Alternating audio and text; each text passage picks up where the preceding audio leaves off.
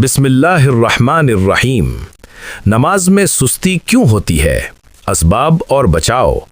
कुरान और हदीस की रोशनी में एक जामे इस्लाही मजमून।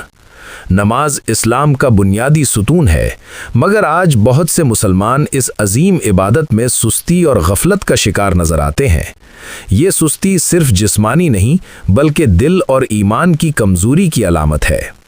आइए कुरान और हदीस शरीफ की रोशनी में इसके असबाब और हल जानते हैं।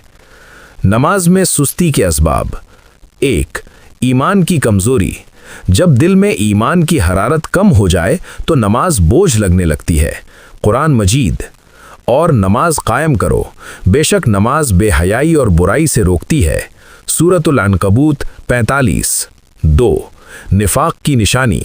नमाज में ख़ास तौर पर फज्र और इशा की नमाज में सुस्ती निफाक की अलामत बताई गई है। हदीस शरीफ, नबी करीम सल्लल्लाहु अलैहि वसल्लम ने फरमाया, मुनाफिकों पर सबसे भारी नमाज फज्र और इशा की नमाज है। बुखारी मुस्लिम। 3. दुनिया की मोहब्बत और गफलत। दुनियावी मशागिल, मोबाइल फ़ोन, नींद और ख्वाहिशात इंसान को नमाज से दूर कर देती हैं।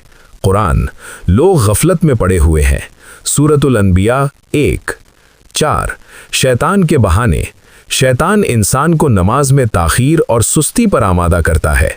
हदीस, शैतान बंदे के दिल में वसवसा डालता रहता है। बुखारी।